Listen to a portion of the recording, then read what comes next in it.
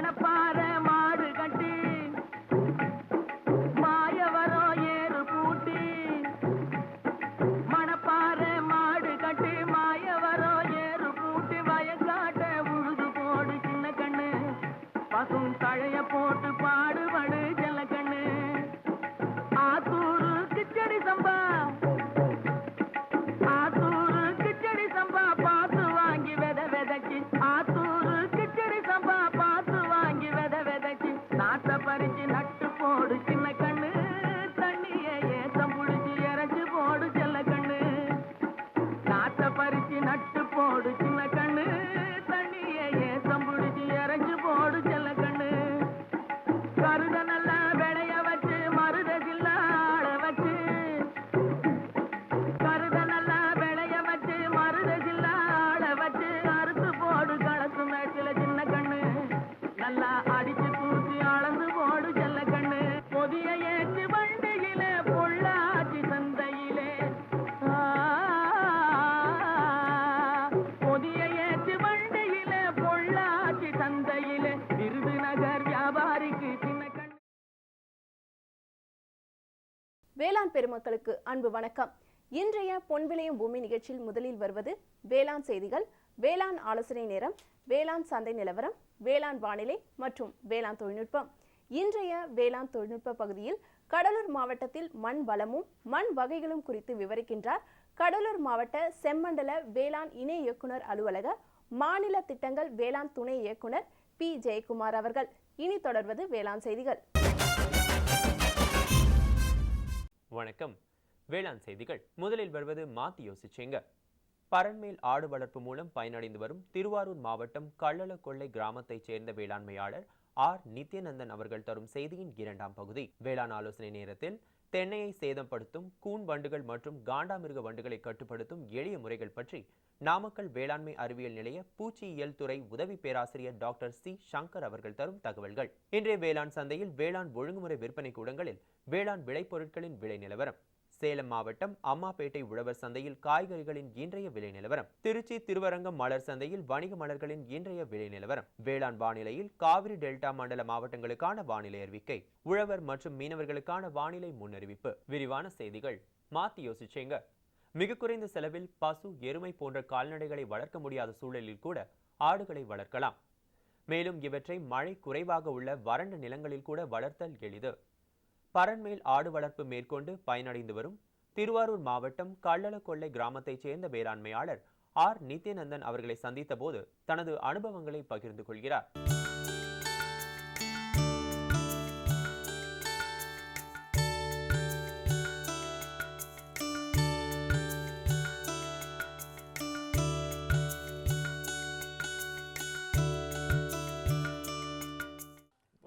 முதல்ல ஒரு கடா மேச்சேரி ரகம்னு வச்சுங்க. தலைச்சேரி தலைச்சேரி ஆடுன்னு ஒரு ரகம். சரியா. ஆடுல பாத்தீங்கன்னா ஏகப்பட்ட ரகம் இருக்குதுங்க தமிழ்நாட்டுல. இது மேச்சேரி, தலைச்சேரி, அப்புறம் வந்துட்டு திருச்சி கருப்பு, அது இதுன்னு ஏகப்பட்ட ரகம் இருக்கு. சரியா. இப்போ அந்த தலைச்சேரி ஆடுங்களா? ஆமாய்யா. அந்த தலைச்சேரி ஆடு நீங்க தேர்ந்தெடுக்க காரணம் என்னங்க? தலைச்சேரி ரகங்கிறது வந்து வெள்ளையாக உள்ள நிறம், அதோட நிறம் நல்லா வளரக்கூடிய தன்மையும் கொண்டது. அதனால் வந்து நம்ம பகுதி வந்து எப்பயுமே வெப்பம் அதிகமாகவே இருக்கும். அதனால் வெள்ளை ஆடுங்களை வளர்த்தாக்க வந்து வெள்ளை கலர் வந்து வெள்ளையாக உள்ளதை வளர்த்தாக்க வந்து அந்த வெப்பத்தினால் ஏற்படுற தாக்கங்கள் கொஞ்சம் குறையும். நாட்டாடு எதுக்கு தேர்ந்தெடுத்தேன் அப்படின்னாக்க, இந்த பகுதியிலே வளர்ந்துக்கிட்டு இருக்க ஆடுங்களாக இருக்கிறதுனால வந்து இங்கே இப்போ சமயங்களில் குளிர் அதிகமாக இருந்தாலும் சரி, மற்ற இதாக இருந்தாலும் சரி, அதனால் பெட்டை ஆடுகள் வந்து இந்த பகுதியில் வளர்கிற ஆடுங்களாக நல்ல ரகம், நல்ல தரமாக உள்ள ஆடுங்களாக தேர்ந்தெடுத்தேன். அப்போ அதையும் இதையும் வந்து கலப்பினம் பண்ணுறப்போ வந்து ஒரு புதிய ரகமாக கிடைக்கிது. அந்த ரகம் வந்து நோய் எதிர்ப்பு சக்தி கொண்டதாகவும் தலைச்சேரியோட குணத்தில் கொண்டு நல்லா வளரக்கூடிய தன்மை கொண்டதாகவும் இருக்குது.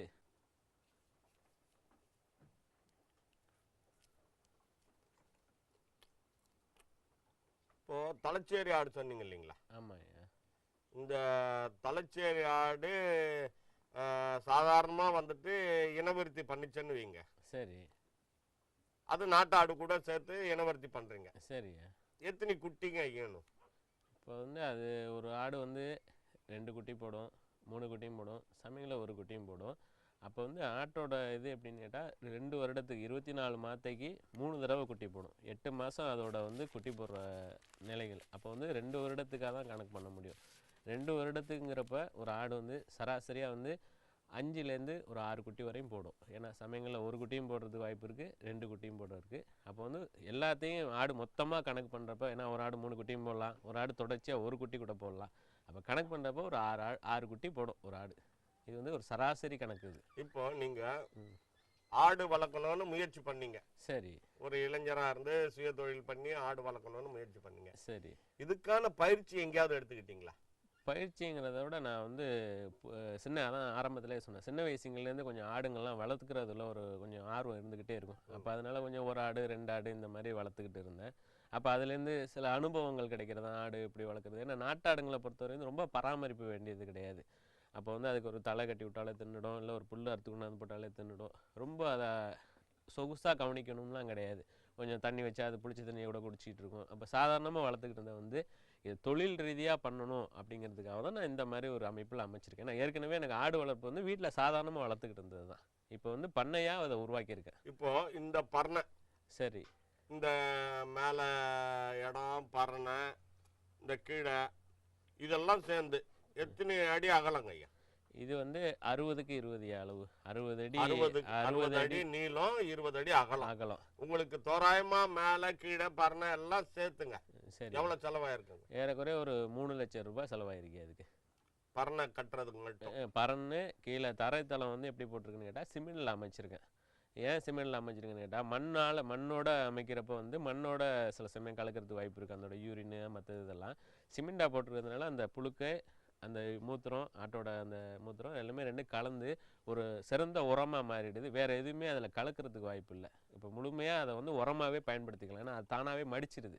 அப்போ மண்ணோட கலக்கிறது இல்லை. அதே மாதிரி வந்து அதை சுத்தம் பண்ணுறதுக்கும் சுலபமாக இருக்கிறதுனால கீழே தரை வந்து சிமெண்ட்லேயே போட்டிருக்கேன். அதனால் வந்து இதோட செலவுக்குன்னு பார்த்தா ஒரு 3 லட்ச ரூபா ஆகும். இந்த 1200 சதுரத்தில் இந்த கொட்டை அமைக்கிறது ஒரு 3 லட்ச ரூபா ஏறக்குறைய. நான் வந்து ஒரு 2 வருடத்துக்கு முன்னாடி அமைத்தது, 2 வருஷத்துக்கு முன்னாடி. இப்போ உள்ள செலவுக்கு வந்து ஒரு 3 லட்ச ரூபா அந்த மாதிரி ஆகும். இப்போ கால்நடைனாலேயே மேய்ச்சல் நிலத்துல மேய்ஞ்சி அந்த காலாரம் நடந்து சரி போய் வந்து காடு மேடுன்னு அலைஞ்சி அது புல்ல மேய்ஞ்சி அந்த இலத்தலெல்லாம் சாப்பிடுங்க. சரி இல்லைங்களா? ஆமாம். இது பொதுவா அந்த கால்நடை மேய்ச்சலுக்குரிய ஒரு பண்பாடு உள்ளது இல்லைங்களா? ஆமாம். இப்போ நீங்க பரணை மேல வளர்க்கறதுனால அதுக்கான தீனி செலவினங்கள் எல்லாம் எப்படிங்க இருக்கும்? இப்போ இதில் வந்து இந்த பரண்மேல் ஆடு வளர்ப்புன்னு நான் முதல்ல அதை பற்றி ஆராய்ச்சி பண்ண ஆரம்பிச்சது பிறகு வந்து எனக்கு கிடைச்ச தகவல் எப்படின்னு கேட்டால், எனக்கு அதாவது தகவல்னா நான் படித்த அந்த புத்தகங்கள்லேருந்து கிடைச்ச தகவல் என்னென்னு கேட்டால், ஆடுங்களை வந்து 2 முறையில் வளர்க்கலாம். ஒன்று முழுக்க மேய்ச்சல் முறையிலே வளர்க்கலாம், இன்னொன்று முழுக்க பரன் முறையிலே அமைக்கலாம். முழுக்க பரன் முறையில் இந்த மாதிரி அமைக்கிறப்ப என்ன ஆகுன்னு கேட்டால் செலவுகள் ரொம்ப கூட வரும். ஏன்னா அளவுக்கு அதிகமாக செலவு பண்ணி அந்த தீவனங்கள் மற்றது இதெல்லாம் கொடுக்க வேண்டி வரும். இப்போ அதனால் வந்து இது பரனும் இருக்கணும், மேய்ச்சல் முறையும் இருக்கணுங்கிறதுனால வந்து நான் சாயங்காலம் ஒரு 2-3 மணி நேரம் வந்து கீழே இங்கே பெரிய தோப்பு தான், இதில் விட்டு நான் மேய்ச்சியும் கொண்டு வந்துக்கிடுவேன், பரன்லேயும் வச்சு வளர்க்கும். அப்போ வந்து 2 முறையும் எனக்கு இதாக வருது. இந்த மாதிரி பரனில் வச்சு வளர்க்குறதுனால வந்து ஆடுகள் வந்து எப்பயுமே சுகாதாரமாக இருக்கும். இன்னொன்று என்னென்னு கேட்டேன், இந்த கீழே வர அந்த மூத்திரம் அந்த இதனால் வர நோய்கள்லாம் வந்து இதுக்கு தடுக்கப்படுது. எப்பயுமே ஆடுகள் சுகாதாரமாக இருக்கிறதுனால அந்த நோய்கள் மற்றதுக்கான வாய்ப்புகள் ரொம்ப கம்மி.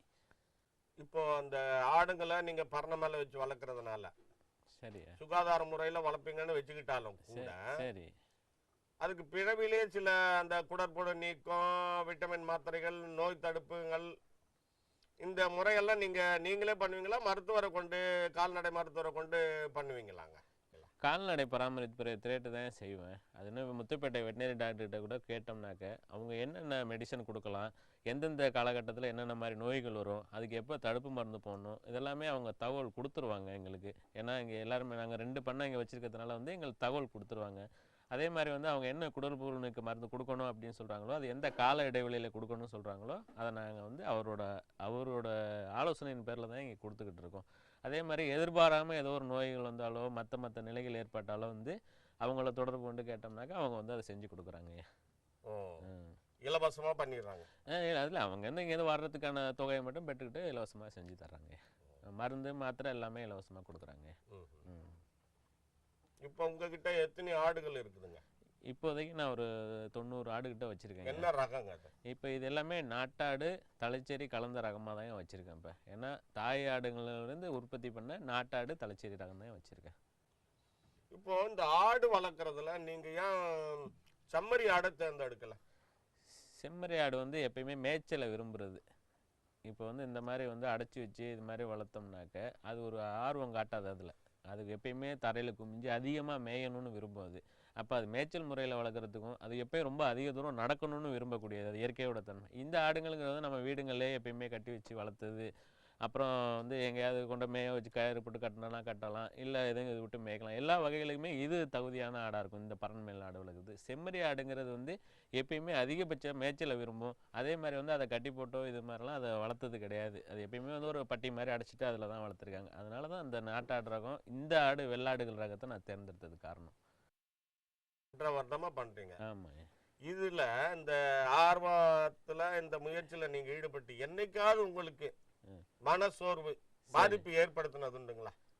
இந்த தொழிலை பொறுத்தவரையும் வந்து அந்த மாதிரி ஒரு மழைக்கால கட்டங்களில் வந்து கொஞ்சம் அதிகபட்சமான பிரச்சனைகள் அதிகமாக இருக்குது. அது எப்படிங்க? அது ஏன்னு கேட்டால் வந்து மழை காலகட்டத்தில் வந்து கொஞ்சம் ஆடுங்களுக்கு புல் கொடுக்குறதோ சரி இது கொடுக்குறதோ சரி கொஞ்சம் அதுங்களுக்கு வந்து கொஞ்சம் ட்ரையாக கொடுக்கணும்னு, அது ட்ரையாக அதாவது கொஞ்சம் காஞ்ச தன்மையில் இருக்கிறது தான் சாப்பிடணும்னு விரும்பும். நமக்கு வந்து அந்த மாதிரி பொருள் கிடைக்கிறது அப்போ கொஞ்சம் அந்த காலகட்டத்தில் கொஞ்சம் சிரமமாக இருக்கும். அப்போ வந்து ஒரு சின்ன ஒரு வரும். அதே மாதிரி வந்து பனிக்காலம் அதிகமாக இருக்கிறப்ப வந்து அதுக்கு சில டிசீஸ் எல்லாம் வரும், சளி பிடிக்கிறது இல்லை இந்த மாதிரி இதுக்கெல்லாம் வரும். அந்த காலகட்டங்களில் வந்து கொஞ்சம் அதிகப்படியான கவனிப்பை போடணும், அதிகப்படியான விழிப்புணர்வோடு அந்த காரியங்களை செய்யணும். வேறு ஒன்றும் அதில் சங்கடங்கள்லாம் இந்த தொழிலை பொறுத்தவரையும் இருக்கும் நிச்சயமாக. மழை காலகட்டங்கள் மற்ற கோடை காலங்கள் மற்றதுலாம் வந்து பெரிய அதிகப்படியான அந்த பிரச்சனைகள் வரதுக்கு வாய்ப்பு இல்லை. இப்போது ஒரு ஆடு அது குட்டி போட்டு அது வளர்ச்சி அடைந்து சரி வெளியில் விற்பனை செய்கிற அளவுக்கு உங்களுக்கு செலவினங்கள் எவ்வளோ ஆகுதுங்க? மேலும் விவரங்கள் பெற வேளாண்மையாளர் ஆர் நித்யானந்தன் அவர்களை 09789221343 என்ற கைபேசி எண்ணில் தொடர்பு கொள்ளலாம். இனி தொடர்வது வேளாண் ஆலோசனை நேரம். இன்றைய வேளாண் ஆலோசனை நேரத்தில் தென்னையை சேதம் ஏற்படுத்தும் கூன் வண்டுகள் மற்றும் காண்டாமிருக வண்டுகளை கட்டுப்படுத்தும் எளிய முறைகள் குறித்து விவரிக்கிறார் நாமக்கல் வேளாண்மை அறிவியல் நிலைய பூச்சியியல் துறை உதவி பேராசிரியர் டாக்டர் சி சங்கர் அவர்கள். இங்கே பார்த்தோம்னா தென்னை மரங்கள் வந்து நிறைய சாகுபடி செஞ்சுட்டு இருக்கிறாங்க. அதில் தமிழ்நாட்டில் எல்லா மாவட்டத்திலையும் பரவலாக பயிர் பண்ணிட்டு வராங்க. அதில் நாமக்கல் மாவட்டத்தில் மட்டும் பார்த்தோம்னா 7500 ஹெக்டேர் வந்து தென்னை சாகுபடி செய்து வருகிறார்கள். இதில் நம்ம பார்த்துக்கிட்டோம் அப்படின்னாக்க முக்கியமாக வந்து எல்லா விவசாயிகளுமே வந்து தண்ணீர், உரம் இந்த மேலாண்மையெல்லாம் கரெக்டாக செஞ்சிடுறாங்க. ஆனால் அந்த பூச்சியல் துறையில் மட்டும் உள்ள சிவப்பு கூன் வண்டு மற்றும் காண்டாமிருக வண்டை வந்து சரியாக பராமரிக்கிறது கிடையாது. அது காரணம் என்ன அப்படின்னு பார்த்தோம்னா முக்கியமாக நம்ம விவசாயிகள் வந்து மரத்தை வந்து சரியாக சுத்தம் செய்கிறதில்ல. கிட்டத்தட்ட 6 மாதத்துக்கு ஒரு தடவை நம்ம கம்பல்சரி வந்து சுத்தம் செஞ்சுருக்கணும். ரெண்டாவது பார்த்திங்கனாக்க இந்த உர மேலாண்மை வந்து நிறையா பண்ணிடுறாங்க, பட் நிறையா சரியான தொழில்நுட்பத்தை கடைபிடிக்கிறது கிடையாது. இப்படி இருக்கிற காலகட்டத்தில் இந்த கூன் வண்டு மற்றும் காண்டாமிருகம் வண்டு தாக்குதல் நிறையா வந்துடுது. அது எப்படி வருது அப்படின்னு பார்த்தோம்னாக்க ஃபஸ்ட்டு காரணம் என்னன்னு பார்த்தோம்னாக்க மரத்தை சுத்தமாக வைக்கிறது கிடையாது. ரெண்டாவது வந்து தென்னந்தோப்புக்குள்ளேயும் தென்னந்தோப்புக்கு அருகிலையும் வந்து இந்த நம்ம பசுமாட்டு குப்பை, சாண குப்பை இருக்கிறதுல எருக்கழிவுன்னு சொல்லுவாங்க, அந்த எருக்கழிவு குப்பையை வந்து பக்கத்தில் வச்சுருக்குறாங்க. இந்த 2 ரீசன் தான் வந்து அதிகமாக வந்துட்டுருக்கு. தென்னை முல்லையில் இந்த சிவப்பு கூன் தாக்குதல் எப்படி வருதுன்னு பார்த்தோம் அப்படின்னாக்க தென்னை மரம் செரா எடுத்துகிட்டு இருப்பாங்க அல்லது காய் வெட்டிகிட்டு இருப்பாங்க. அப்படி வெட்டிகிட்டு இருக்கும்போது மரத்தில் வந்து காயம் பட்டுருக்கும். காயம் பட்டுட்டு அந்த காயத்தை வந்து அருவாளை கொத்துவாங்க, அந்த மரத்தில் காயம் பட்டுருக்கும். அந்த காயத்தில் தென்னை கூன் வண்டு வேறு எங்கேயாவது பழைய மரத்திலேயோ அல்லது தென்னை குடும்பத்தை சேர்ந்த மரத்திலேயோ இருந்திருக்கும். அது அந்த காயம் பட்ட உடனே அந்த கூன் வண்டானது அந்த தென்னை மரத்தில் காயில் அந்த ஓட்டை இருக்கும், அந்த ஓட்டைக்குள்ளே வந்து முட்டையை வச்சுட்டு அது லேசாக மூடி வச்சுட்டு போயிடும். அதுலேருந்து பார்த்தோம்னாக்கா கிட்டத்தட்ட 1 மாதத்தில் அந்த புழுக்கள் வந்து உருவாகி மரத்துக்குள்ளே போய் சாப்பிட்டுக்கிட்டு இருக்கும். அதை சாப்பிட்டுட்டு பாதிப்பு வெளியில் வரும்போது தான் நம்ம கண்டுபிடிக்கிறோம். இது ஒரு தென்னம்பிள்ளை கூன் வண்டுடைய பாதிப்புக்கான அறிகுறி. அதை பார்த்தோம்னாக்கா மரம் டாப்பு வந்து மேலே காஞ்சிருக்கும், மரத்தில் வந்து சில இடத்துல கீழே அடி ஓரத்தில் கம்மு அடிஞ்சது போல் இருக்கும். அது நோயா இல்லை பூச்சான்னு வந்து விவசாயிகள் சரியாக கண்டுபிடிக்க முடிய மாட்டாங்குது.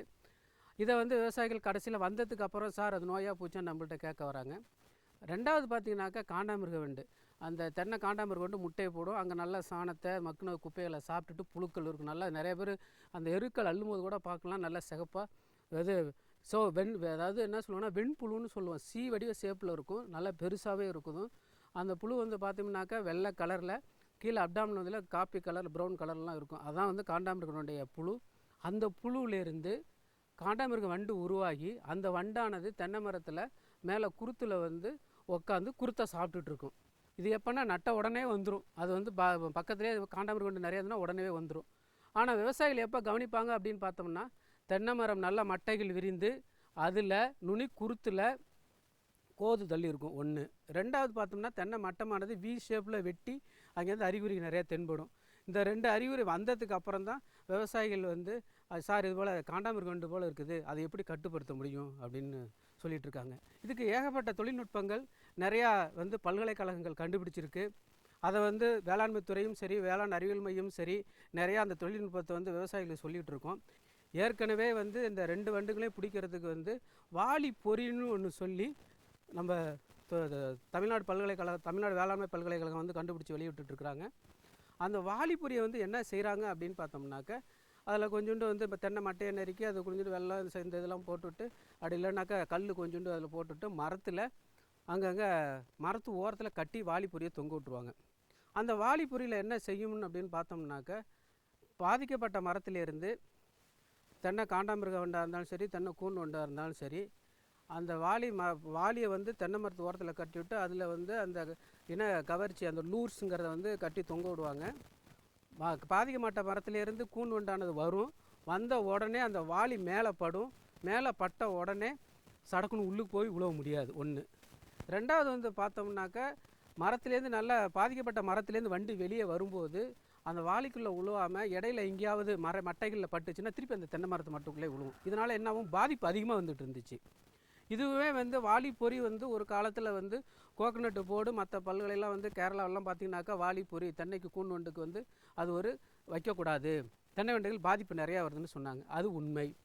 அப்படி இருக்கிற கட்டத்தில் நாங்கள் வந்து லோ காஸ்ட் டெக்னாலஜி, விவசாயிகள் வந்து நிறையா பைப்பு வச்சுருப்பாங்க, அதில் பயன்படுத்தி வின் வெலாசிட்டி அதிகமாக போகணும். ஏன்னா தென்னை கூன் வண்டுக்கும் காண்டாமிருக வண்டு வந்து வின் வெலாசிட்டி நிறைய, வாசனைகள் எவ்வளோ தூரம் போகுதோ அவ்வளோ தூரம் போனோன்னா அந்த வண்டு பூரா வந்து விழுந்துருங்க.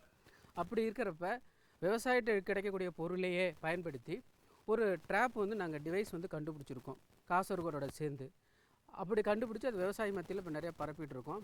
இதில் பார்த்தோம்னாக்க அந்த லூர்ஸை வந்து நிறையா உள்ளுக்கு வச்சுருவோம். இதில் வச்சுட்ட உடனே தென்னை இதை வந்து தோப்புக்குள்ளே வைக்கக்கூடாது. இதில் என்ன ஒரு இது பார்த்தோம்னாக்கா, தோப்புக்குள்ளே இது வைக்கக்கூடாது, தோப்பை தாண்டி பக்கத்தில் வெட்டையாக இருக்கிற இடத்துல வச்சுடணும் இந்த ட்ராப்பை. அப்படி இந்த வெட்டையாக இருக்கிற இடத்துல வச்சுட்டோம் அப்படின்னாக்க, பாதிக்கப்பட்ட மரத்திலிருந்து இந்த கூன் வண்டு மற்றும் காண்டாமிருக வண்டு நேராக ட்ராப்புக்கு அங்கே வந்துடும். ட்ராப்புக்கு வந்து நேராக வந்து வாசனைக்கு அந்த லூருடைய வாசனைக்கு வந்து ட்ராப்புக்குள்ளே விழுந்த உடனே நேராகவே வந்துடும். ஏன்னா விண்வெலாசிட்டி பெருசாக இருக்குது. அதில் பார்த்தோன்னா 7 அடி உயரம். அந்த டிவைஸ் எப்படி நம்ம செய்கிறோம்னு பார்த்தோம்னாக்க, ஃபஸ்ட்டு வந்து 4 அடி பைப்பு 6 இன்ச்சில் எடுத்துக்கிறோம். அந்த பைப்பை வந்து கீழே வந்து 2 அடி ஆழத்தில் நட்டுட்டு 2 அடி மேலே விட்டு நடுறோம்.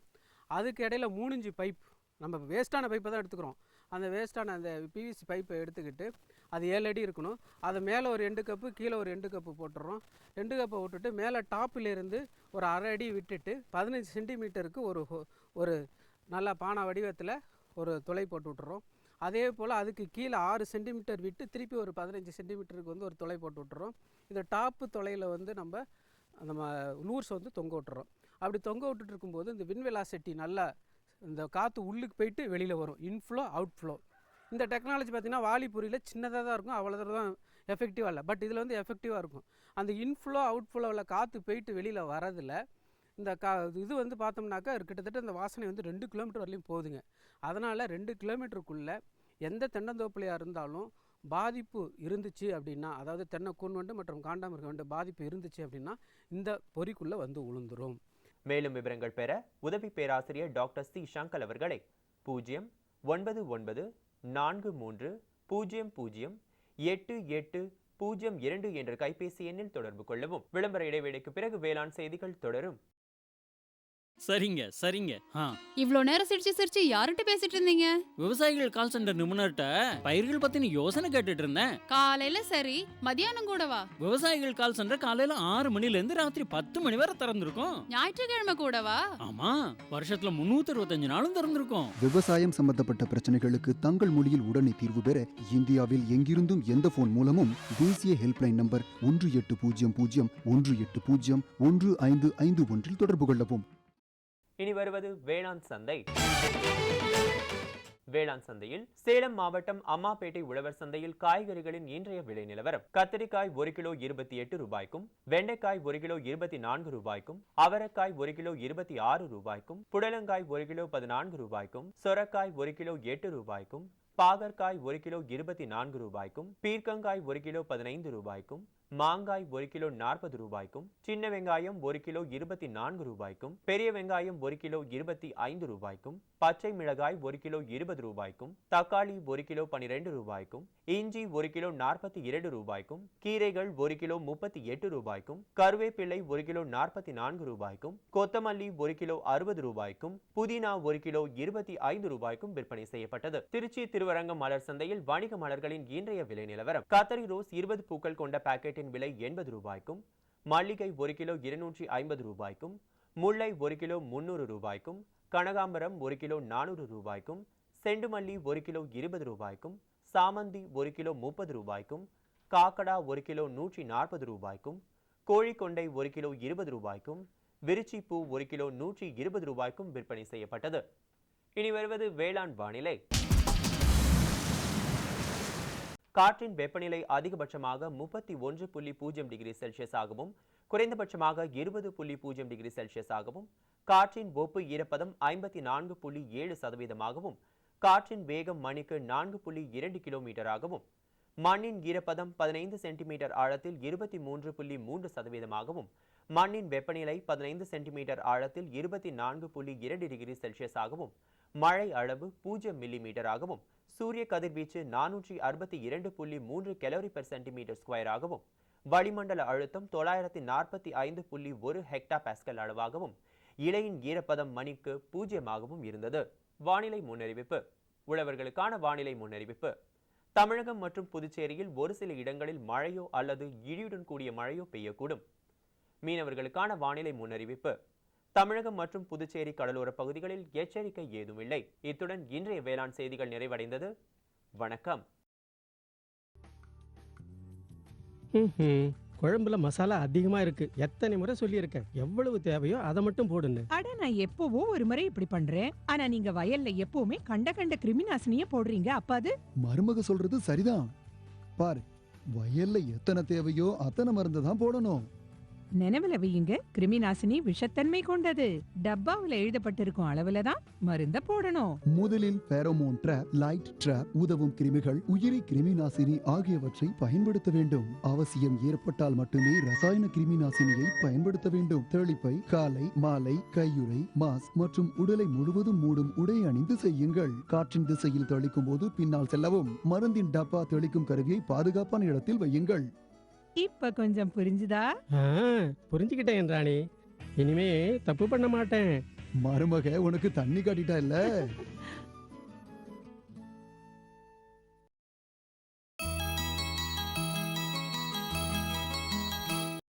கடலூர் மாவட்டத்தில் மண் வளமும் மண் வகைகளும் குறித்து விவரிக்கின்றார் இம்மாவட்ட செம்மண்டல வேளாண் இணை இயக்குனர் அலுவலக மாநில திட்டங்கள் வேளாண் துணை இயக்குனர் பி ஜெயக்குமார் அவர்கள்.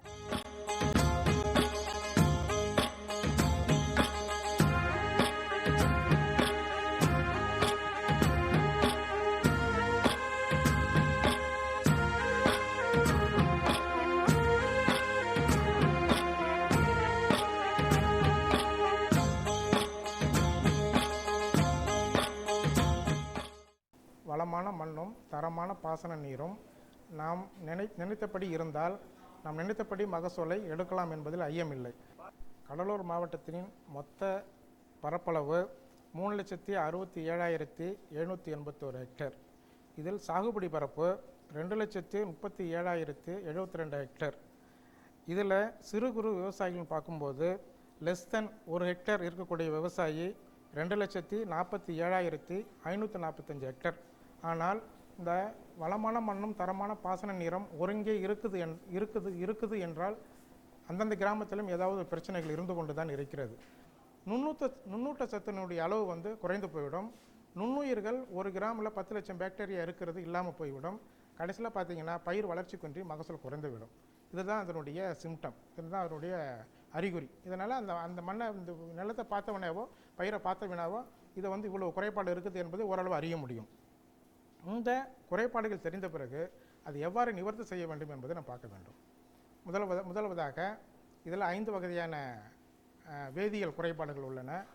அதாவது கலர் நிலம், உவர் நிலம், கலர் உவர் நிலம், அமில நிலம், சுண்ணாம்பு நிலம். அதுக்கு அவற்றை சரி செய்வதற்கு நம் மண்ணாய்வு வந்து மிக மிக முக்கியம்.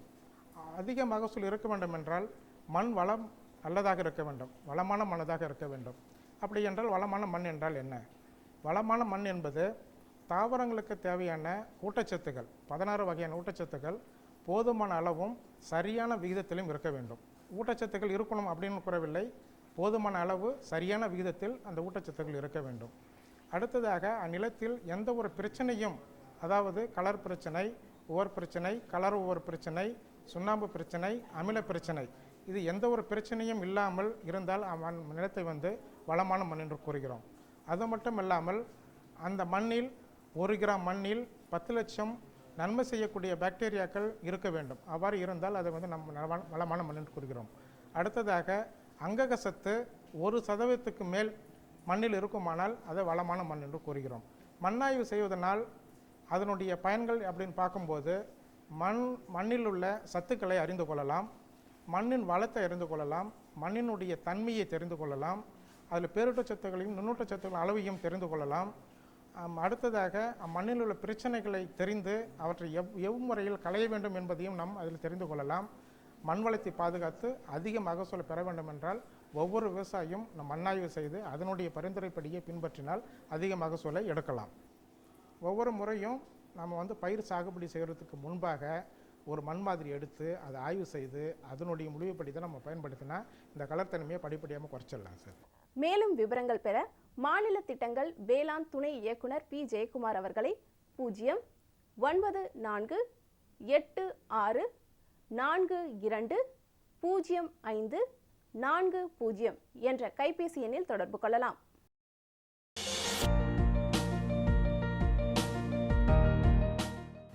வேம்பு கலந்த யூரியா.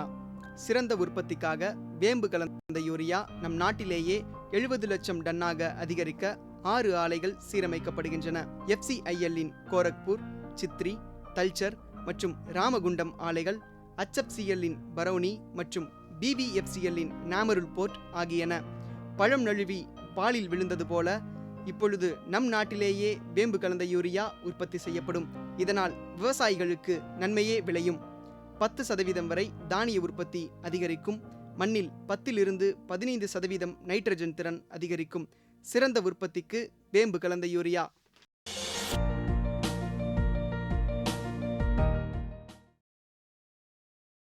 எட்டு 12/2016 வியாழக்கிழமை அன்று பொன் விளையும் பூமி நிகழ்ச்சியில் மாத்தி யோசிச்சேங்க.